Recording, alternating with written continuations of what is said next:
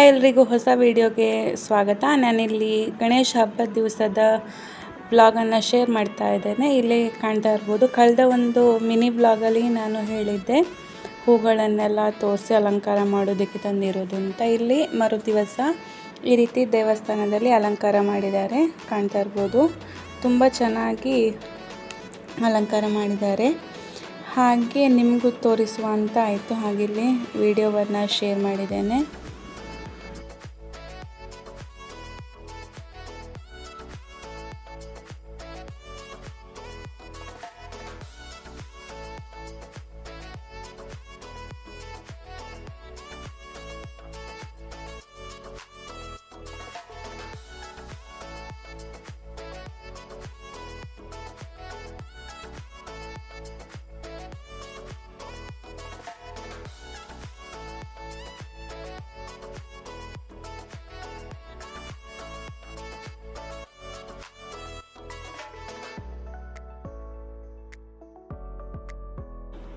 ಹಾಗೆ ಇಲ್ಲಿ ಪೂಜೆ ಎಲ್ಲ ಆದಮೇಲೆ ಮಂಗಳೂರಲ್ಲಿ ಕೆಲವು ಕಡೆ ಗಣಪತಿಗಳನ್ನೆಲ್ಲ ಕೂರಿಸ್ತಾರೆ.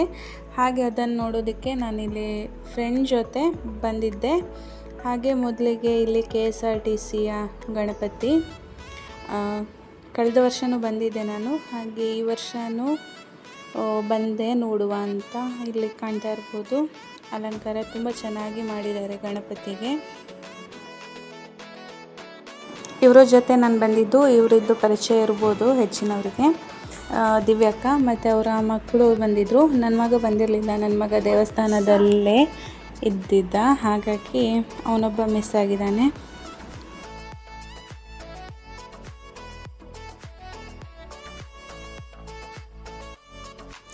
ಆಮೇಲೆ ನಾವು ಸಂಘನಿಕೇತನದ ಗಣಪತಿ ನೋಡ್ಲಿಕ್ಕೆ ಬಂದ್ವಿ.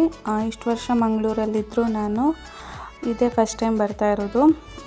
ಇಲ್ಲೂ ತುಂಬ ಚೆನ್ನಾಗಿ ಗಣೇಶನ್ನ ಕೂರಿಸಿದ್ದಾರೆ. ಹಾಗಿಲ್ಲೂ ತೋರಿಸ್ತಾ ಇದ್ದೇನೆ ನಾನು ನಿಮಗೆ.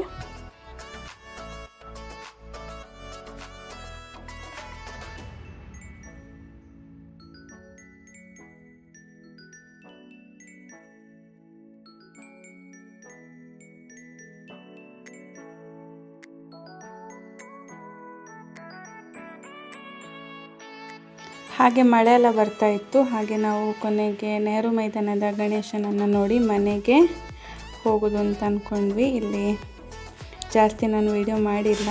ಹಾಗೆ ಇವತ್ತಿನ ಸಣ್ಣ ವಿಡಿಯೋ ನಿಮಗೆಲ್ಲ ಇಷ್ಟ ಆಗಿರ್ಬೋದು ಅಂತ ಅಂದ್ಕೊಳ್ತೇನೆ. ಇಷ್ಟ ಆಗಿದ್ದರೆ ಲೈಕ್ ಮಾಡಿ, ಕಮೆಂಟ್ ಮಾಡಿ.